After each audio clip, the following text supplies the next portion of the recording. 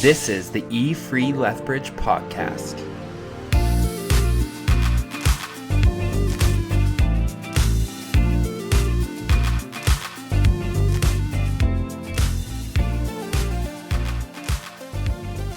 Thanks for joining the E-Free Lethbridge Podcast. It's so great to have you. Joining me today, we got the service pastor for the 9 a.m. service, the 11 a.m. service, the most community-minded person I know, Mark Dick. Hello, friends. Greetings. We also have the Wonder Woman extraordinaire, Glenda Postman. Good morning, friends. And we've got the service pastor for the 6 o'clock service, the Young at Heart, Luke Watson. Greetings. Greetings. Greetings. I am your host, Levi, and we are going to jump right in with a fun morning question.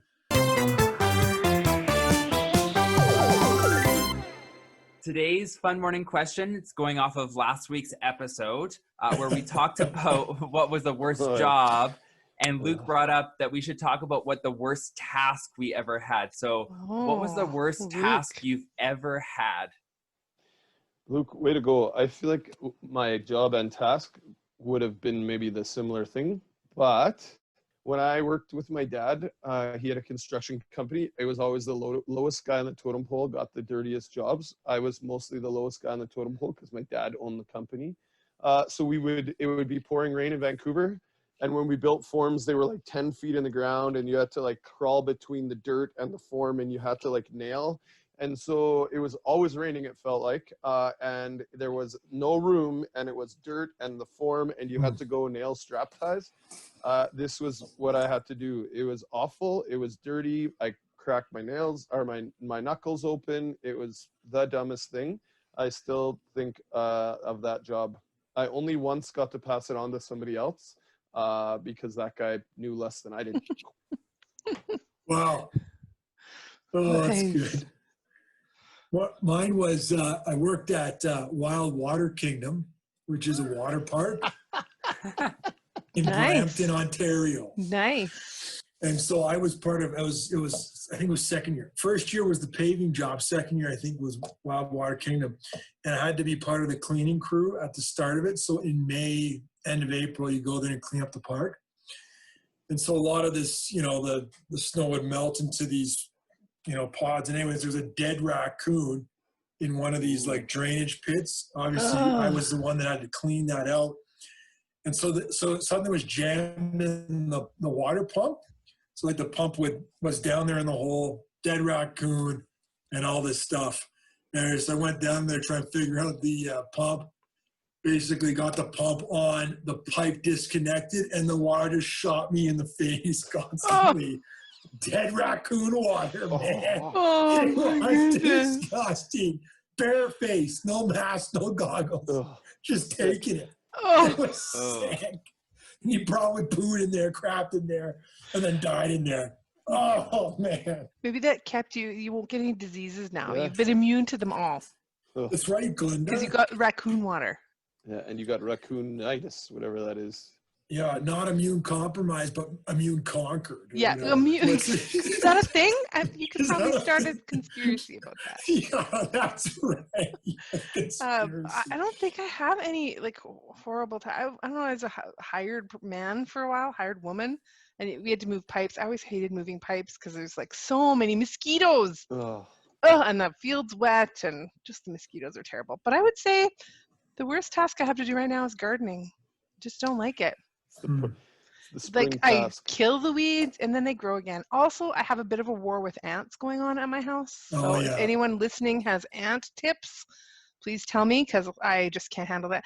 I know this sounds terrible. So all the things I can think of are kind of domestic.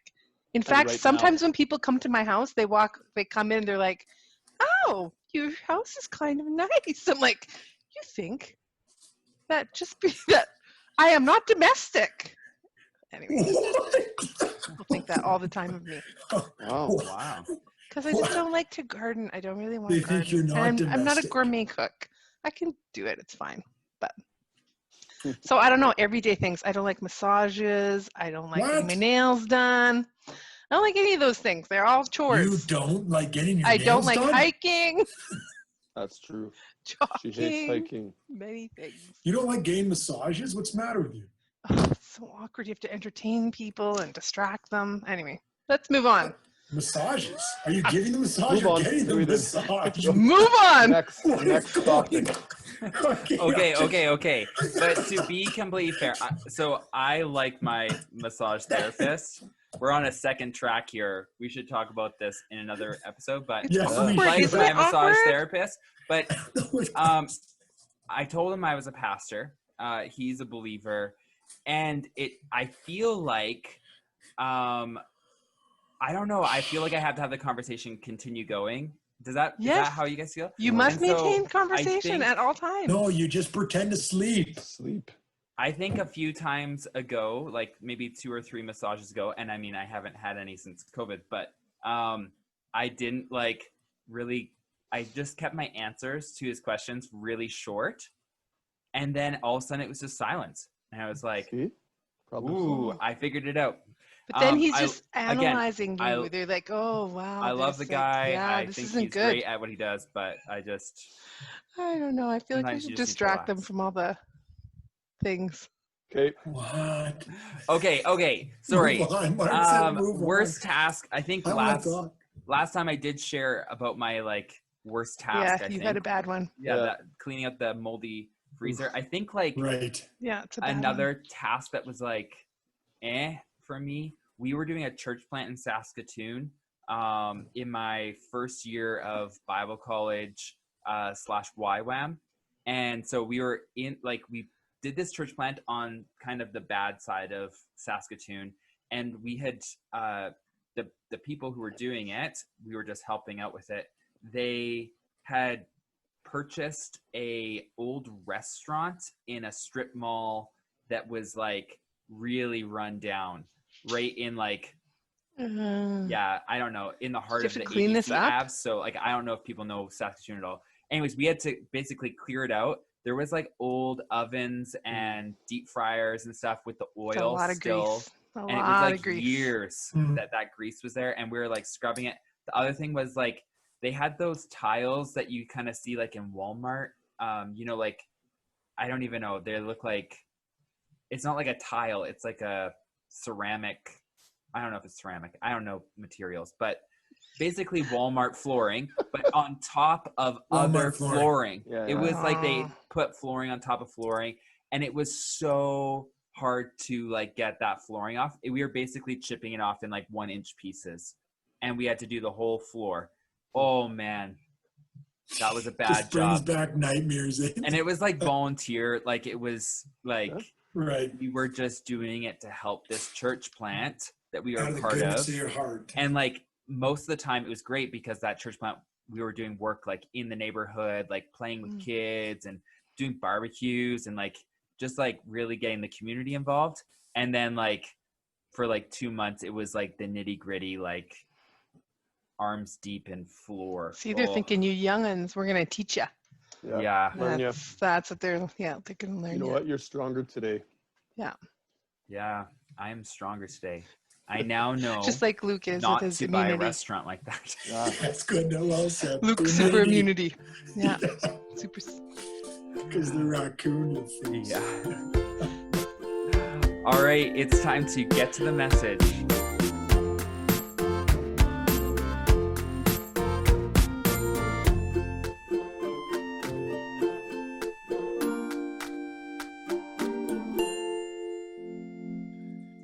This week's message, we were reading through Daniel chapter 2, and Jeff spoke on how God reveals the mystery. He reveals a dream to Daniel that the king had, but through that we can learn that God actually is the revealer to our mysteries. So in the midst of these mysteries and the mysteries of life, how have you guys felt frail? Has there been times where you felt I don't know, feared the future? I think there's lots of ways you feel frail, and Definitely. it's interesting in little things and big things, I think. Mm-hmm. Little things would be like yeah. controlling your anger or figuring out why you're mopey about something. And then there's, some big things that hit in life too. Sorry, Luke. Yeah, no, I just can agree with that, Glenda. Like, I think a little thing for me, as we were writing in the journal there, would have just been like, planning for some holiday time in July, and then you're like, you just got to let go of this, and that's maybe a small thing, right? Whereas a big thing for me personally, I remember with Ruthie's MS diagnosis, that throws your future up in the air, right? What's our life going to look like when we're 45 years old, right? And that was probably a year-long process of having to let go and to turn over to God, right? But so I like that, Glenn. There's small things and big things in life. And sometimes it almost feels like you get carried through some of the big things in life. And then sometimes it's the small things, because I think in the small things, I can do it on my own. So I don't feel like I think I'm still in control. The big things, right. I know I'm not in control, maybe. I don't know. What you think, Mark? Yeah, I think we try to control all of the things. And I think that's when we can't is when we get that fear or that anxiety about the things or whatever, right? We feel like, and we probably are in many situations we're a culture that has, and so we sort of can work out we can control a lot of things. I think when our control gets taken away, that's when we even the small things, right? When you the little things that create, I can't do that, or it gets taken at me, then all of a sudden we have anxiety about it. The holiday, everybody probably in the last 2 weeks has had their holidays smashed for this summer. For July anyways, if you weren't camping in your backyard and had plans to do that, you got your plans changed. If you didn't have them changed now, you've had them changed for a bit. So I think that brings anxiety, because now it's something different that we can't control, that somebody else is controlling for us in this case.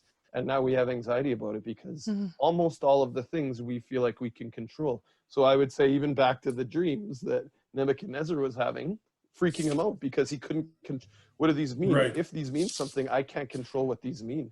And so I fortunately don't have dreams that I can remember, so I don't have to get extra anxiety by the dreams. But I would imagine that there's just the lack of control in it, right? And he would have had control over 99% of his things because he had everything at his fingertips. Yeah, he had so much competence in everything, right? But then it's hard to, or it's easy to not see your frailty. It's easy to see where you're not failing, and then something comes along that you just can't get a hold of or grasp, and that really knocks you off. I was even thinking, like, and sometimes it's myself.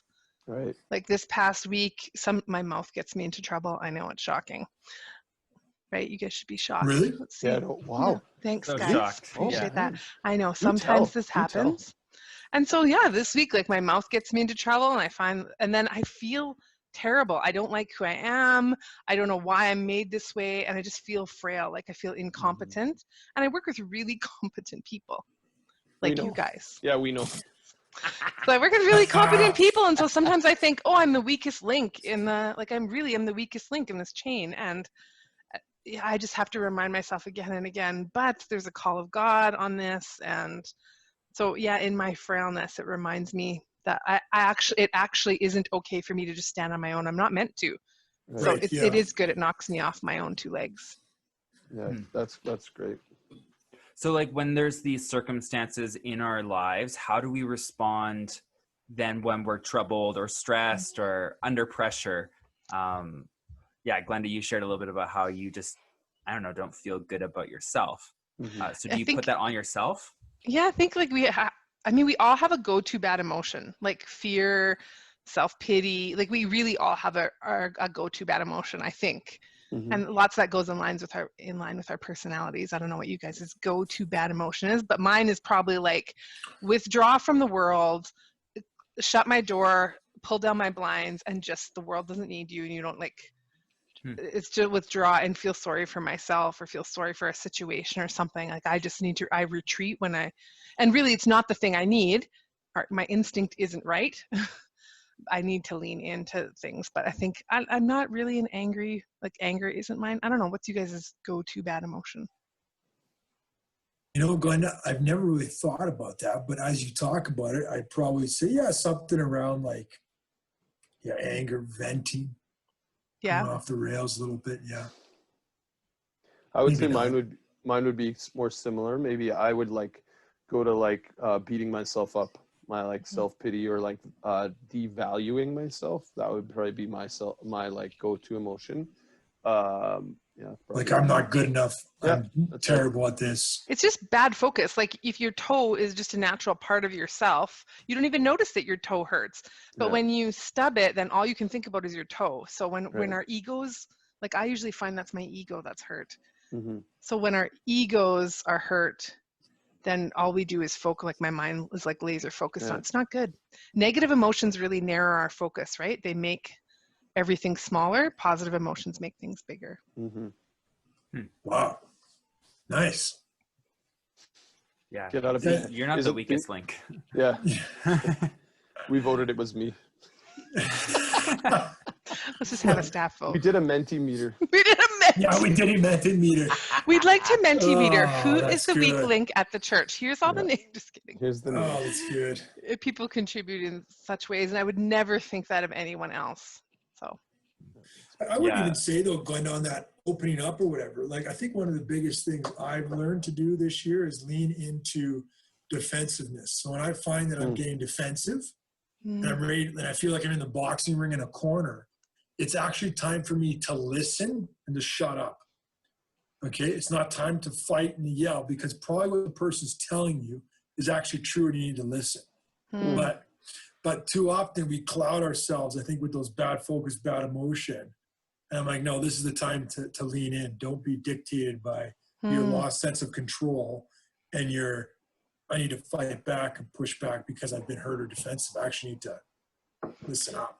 You know, that's interesting, Luke, because I keep thinking about, like, as a woman in the church, it sometimes is an interesting position to be in. And so I think there's an idea, like, you have to be strong, because you have to, no one's going to tell you and pick you out of a crowd and say, hey, you're good at this, you should do it. You kind of have to plant yourself in a way, or like figure that out yourself. And so once you get there, it's been a grueling task to get there. And so when you get there, you kind of fight for your space to stay there. And you kind of feel like you need this strength in a unique way. And I'm learning that strength isn't power and the loudest voice, but that strength is like really relying on wisdom and really relying on God and connecting with other people. Anyway, it's interesting because my definition of strength is changing, I think. That was Daniel fighting for his place here, right? Yeah, anyways, that's good.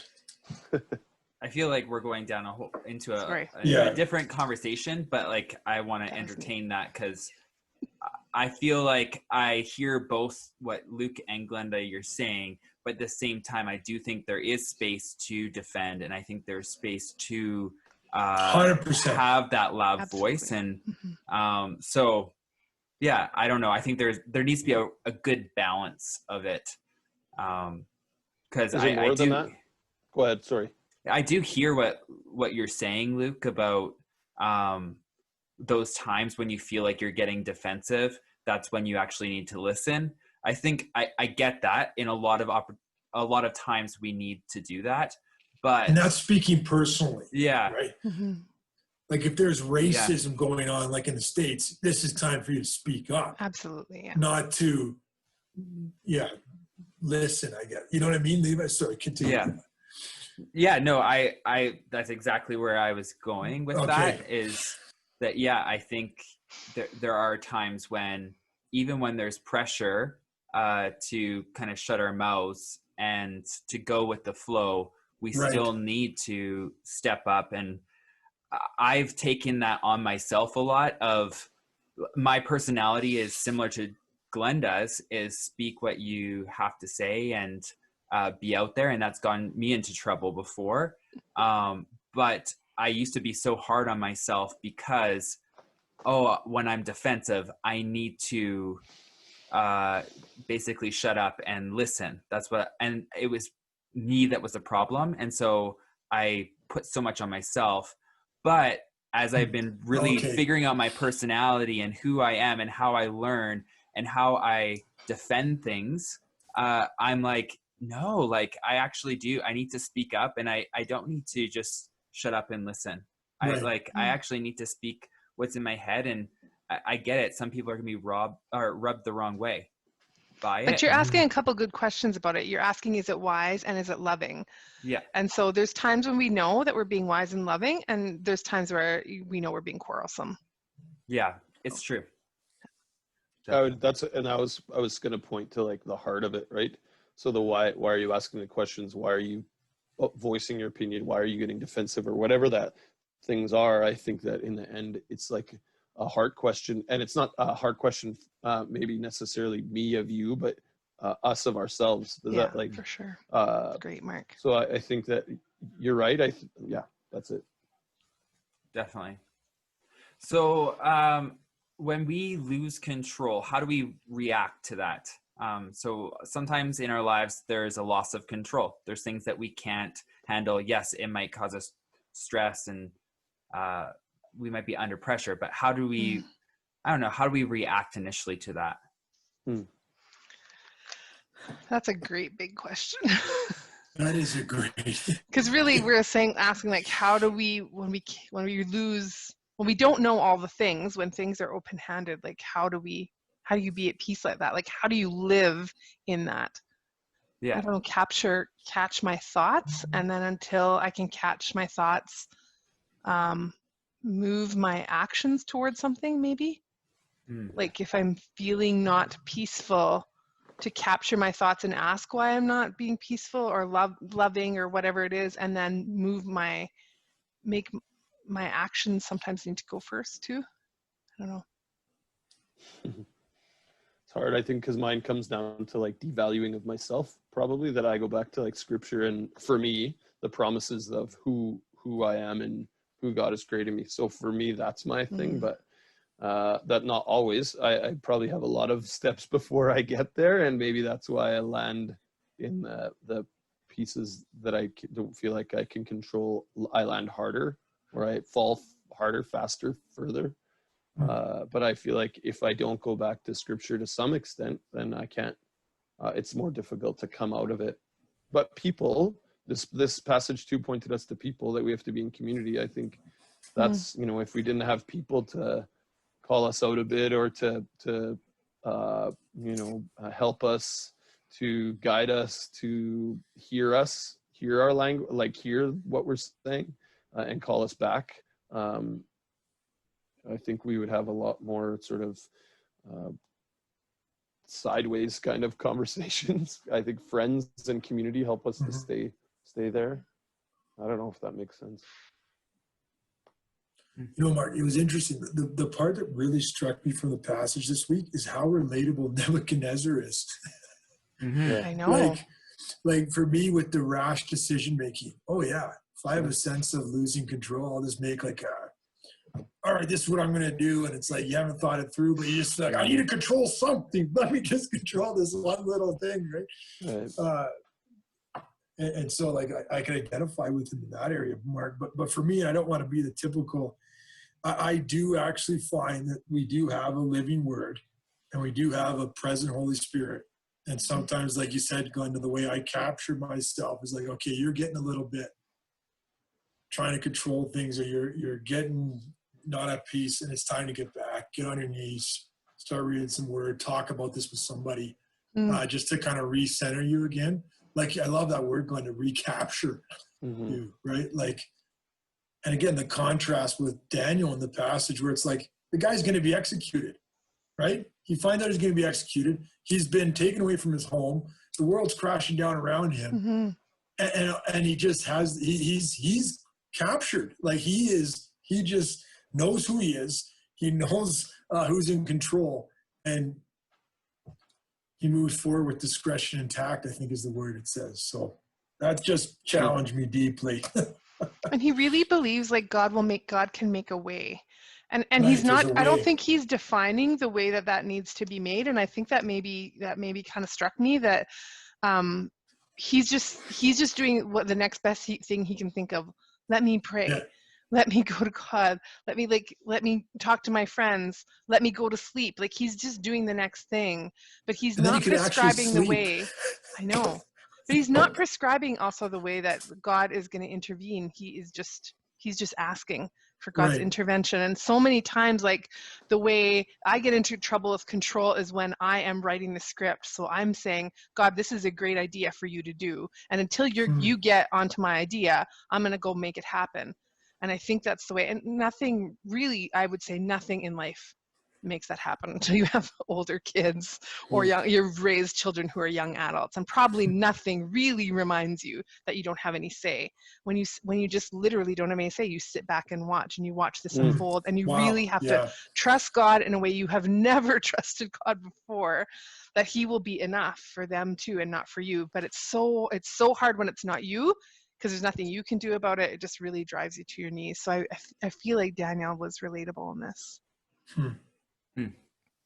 Yeah, I found like both sides were really relatable. And I like what, Luke, you were saying about King Nebuchadnezzar, like how relatable that loss of control is. Like, how do we react when we have a loss of control? And actually, he has two losses of control. So one, before he has the dream even interpreted, when he can't figure it out and no one can help him. So there's a loss of control there. But then there's also the loss of control when he gets the dream.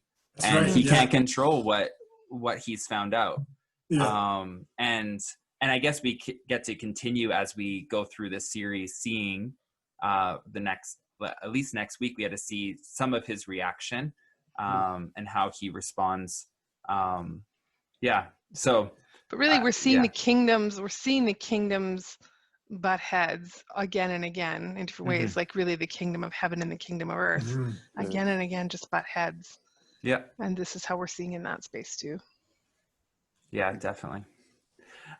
So one of the things that was brought up at the very end of the message was this community aspect, that we are almost made to be in community. Luke, you were sharing about that with Jeff. And so I want to ask you guys,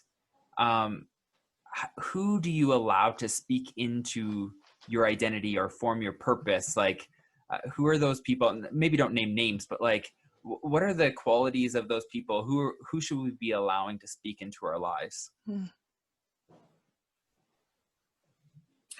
just to get us going here, Levi, people that I guess I look to where I go, man, if this person's maybe 15, 20 years ahead of me, and I kind of look at their life and I go, man, that's where I kind of hope to be in 15, 20 years. That would be one of the things where I just go, well, I would say Mark and Glenda right here. These would be people where I look at your guys' life. I see your commitment to the church, to your faith, obviously, to your kids, to your marriage. And I go, these are people that I would want to speak into my life. That would be one of the first things. Yeah, I think mentorship is really important, or this idea of like coming along and linking arms with people. And I would say that is, I mean, that's probably had the most profound impact. And like Luke, the question that you asked today, what sermons do you remember? What Bible studies are you going to remember? But there's some conversations and relationships and times where God uses people. It just moves you ahead in your life and your walk with faith. And really most of our wrestling out of our faith is going to be that in community. And so there has been some people who have gone before me and who are like partners now and in the gospel that are really impactful in my life. I think people have a huge voice. It's the way I learn the most, I think. Yeah, I think that I like the older that Luke said, but I'm not sure. Like, I think sometimes even today, it's just the people that we like get to serve and walk, watch and walk ministry, walk life together with. I would say that I have like a group of people that have been in my life for a long time, that have experienced a lot of life with me, that speak into my life. They can call me out, we can talk about things, or they can walk alongside and carry when we need, right? So though I think that's probably really, I mean, for right now, I bet you when I started listing the 5 people, I could list 15 people. Yeah. But Yeah. I bet you it's even like segments of our life, because I would say if I go back to like as a young person forming who and learning about who God created me to be, there's like people that I could like name in those all of the different times, right? Until we get to today, and I'm, you know, feeling old and not 18, 17, 15 anymore. There's different people. So I think all along the way, people speak into our life. I think you allow people walk into your life. God puts people in my life probably along the way that have spoken in all the way along, and they're older, younger, you know, Agreed, Mark. that Yeah. we get to be with. You know, I like the idea too that like that does, like Luke, you said, it takes risk and people like give it a chance. Like you go to something one time and it takes risk. Like it means like we have to lean into places where we feel uncomfortable and dare to be vulnerable in places that we aren't sure about. So it does take a little bit of risk, I think. Yeah, good. You know, because in young adults, we talk about this often, but it's like if you come to church and you feel like, oh, I don't really know anybody, or I feel really insecure, or I'm shy. I'm like, man, if you look down the row, you probably got at least 3 people that are in the exact same boat as you. So if we just take a little bit of risk and start talking or saying hello, it'll be amazing, because you're like, oh man, relatability. I'm in the exact same position as this person. We are all feeling that way, right? Yeah. But it's when we close our doors and don't reach out and don't say anything, then, I mean, we're never going to get out of that. We're just in a black pit. And sometimes we need someone to say, I understand this and it does change and this is for now. But yeah, it takes a little bit of risk. Levi, let me add to what Mark was saying just about the younger. I mean, I have learned so much from our young people. Yeah. And just the importance of listening to that, and what a privilege it's been, you know, being a young adult pastor. But we need to hear from our young people, because, I've just realized, man, even just 10 years out of things, I'm a little bit out of what's going on, and they're like the heartbeat of culture and what's happening in our world today. So we need to tune our ears to that a little bit. Absolutely. I definitely would fight for that as a youth pastor. I mean, my youth are teaching me things all the time. And I have a few youth that I specifically allow to be in my life to speak truth, even about my identity and who I am and my purpose. And so obviously there are people that I have specifically for mentorship that are older than me. But that doesn't mean that I am age biased. Right. Yeah. There's going to be people from all sorts of different lifestyles, different ages, different genders that I need all the input and I need to be in a community with everyone, not just my peers or not just those 15 years older than me. Right. Yeah, definitely. That kind of meaningful connection really does change you. And when you can have a conversation, you walk away from someone, you talk about things that you really hold dear and really matter. I just don't think you can not walk away from that not changed.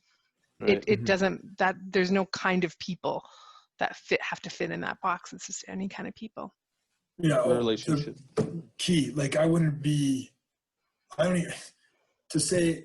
a Christian today, I mean, is this group of friends I had in my 20s that were just, they made Christianity cool, I guess, because I didn't really see that a lot when I was growing up. And then I remember when I'd be at 20, I'm like, oh man, you could be cool and into sports and into stuff. And then that group of friends, I mean, I can't speak enough about the influence they had on my life. My faith would not be where it is without those guys. Oh. Yeah. All right. Thanks, friends, for sharing today. It's time to move to On the Lighter Side. On the lighter side.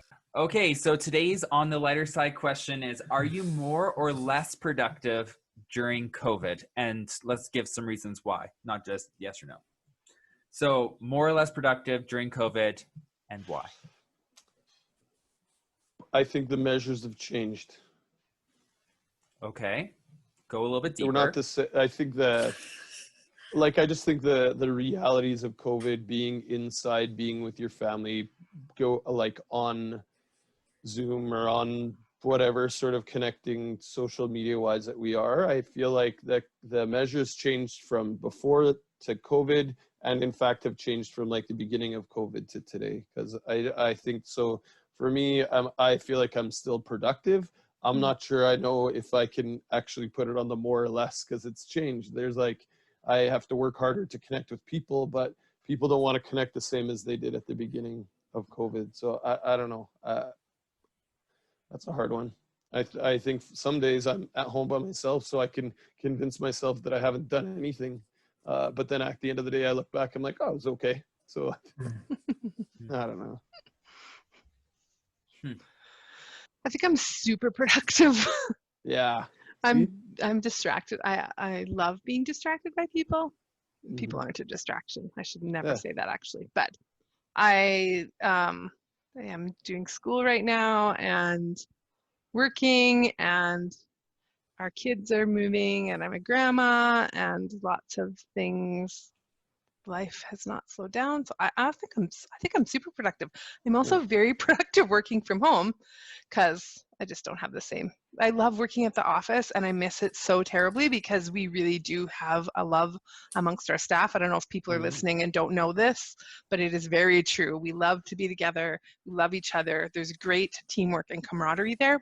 So I really do miss that, but it just means that I don't get drawn into other things too. But I mostly just miss it. I feel like it's okay to say that people can distract us. Okay. Like, I get it. People are very important. We really value relationship. I love going to Glenda's office and having a good long conversation about life, but people can also distract you. Okay. Yeah. If you're going to reply for an email that somebody shows up at your office, and all of a sudden that email, you just forget about it. I'm classic at that. Luke, you didn't respond to me. It's like, crap, because I got a text message or I got a phone call, and then boom, out of mind. I know there's always a million things, especially in the office. It feels like there's a million things going on at the same time. Right. Yes. It's true. Yeah, that's hard, Levi. I would almost say less productive in some ways, more productive in other ways. Right. Less productive in terms of like, you're living at home, so it's easier to get, you want to give, I do at least sometimes, I'm like, I should go give Ruthie a hand with the kids and stuff. So it's easier to get, again, distracted in that way, though we should never be referring to our kids as a distraction, I guess. So that makes it a little less productive, but then in other ways, more productive in terms of like, I think my prayer life, reading, maybe more like more focused as a pastor, I guess. I don't know. How do I say that? Not running around with your head cut off as much. Do you think do things more intentionally, spend more time with them? I don't know. Do you think you have less noise in your life? Like, I wonder if we have less noise. Like we talked about it a bit this morning, not to go back to the sermon, but kind of. Yeah. But is it easier to have quietness, I wonder? I don't know. It's easier for me to schedule or not schedule in, but just like make time for quiet, because you're at home and you can just walk out to the back deck and turn off. Yeah, definitely. I feel like I am more productive in the behind the scenes work, obviously less productive with the people side of things. People work. Like bingo. Yeah. Oh, that's good, Levi. Yeah. But like, as far as like getting work done, I feel like, definitely getting a lot done. I think people, I'd say my son distracts me too. Like you guys are way too kind to not say those things about people. But like, let's just be honest. Like, we're real people. I like that. Kids distract us from work, and that's not a bad thing. And people distract us from work. And so I'm not saying that my kid has the same value as Netflix, which is a different kind of distraction. But anyway, are you rating distractions? Maybe we should do a Mentimeter. We could do a Mentimeter about Mentimeter. I think the good thing with working, Mentimeter. Maybe we can do a podcast Mentimeter. Yeah, I think we can. Okay, so one of the things I think with working from home is when you're in the office, you can't control when people come and make their work more valuable than what you're doing currently. So if they come to your office and then they release all this other stuff on you, that's because it's important to them and not necessarily important to you to get done. Whereas when you're working from home, you can easily not answer a call. You can easily, like, I'm not saying that I'm going and ignoring people. I'm going to call But I'm saying, like, if I've got something really important, I can list online in our group thing that I'm busy right now. Yeah. Like, that I actually have a lot of work that I'm doing right now. And I found that I can redirect my focus on things. And then when someone does need me, I can devote my full focus to them. So I don't know. I feel like there's a rearrange on how we work, but I'm finding it more productive. See, at the office, you can go and like close your door, and supposedly that means you're busy, except most of us just walk in. Yeah, exactly. I think it depends on what floor you're on. If you're on the downstairs floor, upstairs, we all just walk in. Don't walk in. Upstairs, office door closed, for sure, just walk in. Maybe give a knock, but just walk in. Yeah. Do a quick look to make sure they're not on their phone. But yeah. Right. Just barge in. Barge in, slam a door. It'll be fun. Yeah. Yeah, that's Mark's classic. Yes, he does. Mark, that's what I miss. I don't miss Slamming Mark Dick door. finding a pair of drumsticks and walking around the church drumming on everything. All the doors. Oh my goodness. Don't miss that, actually. Yeah, whatever. I haven't heard the drumsticks for a long time. He comes in with a question and he just opens the door, plays the drumsticks on your head, and then slams it shut and leaves. You gotta get what you need and get out. And the thing about the door closed in the bottom is not true. Where my office is located, right by the coffee station, is like a direct in route into my office. Yeah. I'm not sure that you're in a good spot. It is true. Perfect for you. It is. Mark's office is the first one that you get to, so it's the first one that you like just plop yourself down in and be like, this is what my whole evening was like, and this is my whole life. And okay, well, have a great day. I'm sure you wanted to hear all of that. And I remember barging in on your premarital counseling session. I didn't see the people there, and I'm like, oh, sorry guys. Yeah, walked right in. Yeah. Luke, you are a very frequent barger inner, I must say. Amen. That's true with Deb too, yeah. Oh, that's good. Oh, man. All right, friends, I think that wraps up our show today. It's been so great hanging out with you. And just want to say, see you next week. Awesome. See you next week. Everybody. Thanks for your time.